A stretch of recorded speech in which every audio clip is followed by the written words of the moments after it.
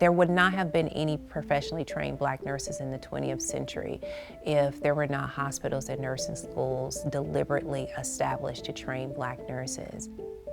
It starts in 1895 when Dr. Nathan Mossel founded Frederick Douglass Memorial Hospital and Nurse Training School. In 1882, he was actually the first African American to graduate from the University of Pennsylvania's medical school. But even though he graduated from the top of his class, he was denied admission into the university's hospital on the basis of race. Mercy Hospital and School of Nursing was founded in 1907 by Dr. Eugene Henson, who also was a graduate of the University of Pennsylvania Medical School, and a group of physicians. So in 1948, they merged to form Mercy Douglass Hospital and School of Nursing.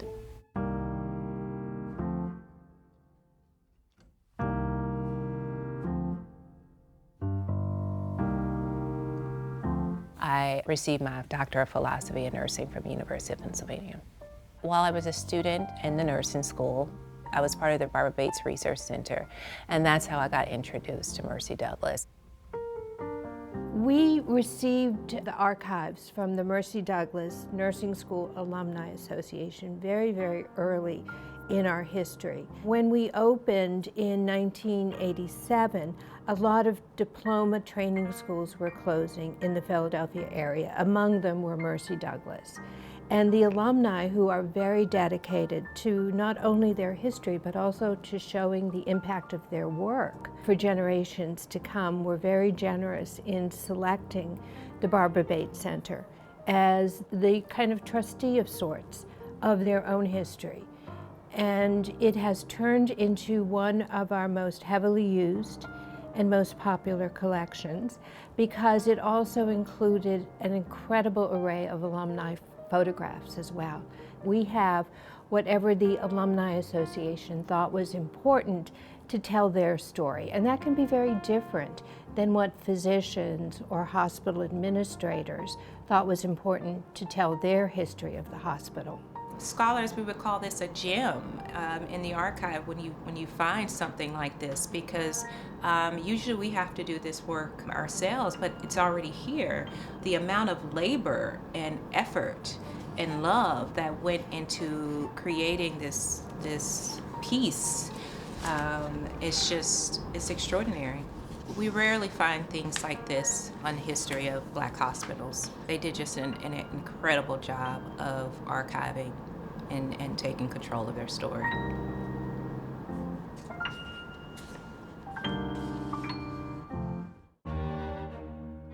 Nursing schools were considered a lucrative enterprise for hospitals and physicians because hospitals could provide the students with room and board in exchange for a cheap and steady supply of labor. The student nurses who did the bulk of the direct patient care were not paid at all. And let me just clarify, all hospitals, Black and white, exploited nurses and student nurses. Because if you think about medicine in the turn of the century, in the 20s and 30s and 40s, there weren't a whole lot of MRIs and CAT scans and robotic surgery. What we needed to make patients better was just patient care, sanitation, turning patients, those kind of things. The thing that helped patients in that time was the nurses. I learned a lot about delivery of babies. You'd be on service, say it's 3 o'clock in the morning. Mother's about to deliver. A lot of times, the obstetrician didn't get there in time. So it's me and the nurse, and the person who taught me was a nurse. I learned a lot just by working there. I learned a lot about people. I learned about how you do things. And you know, back then when you were asked to do something, you didn't say, that's not my job, I'm not doing it. You did. You did whatever it was they asked you to do. And they were always willing to show you how to do it.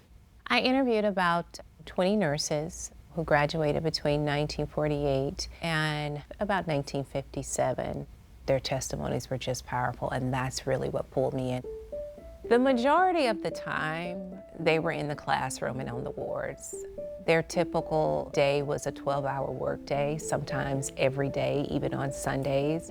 They said, well, what did you do on your days off? And most of them said, I slept. You know, they were so exhausted from the labor. But they had a basketball team, they had a drama club, there was a recreation room in the nurses' residence, and they played games, and sometimes they hosted dances at Mercy Douglass.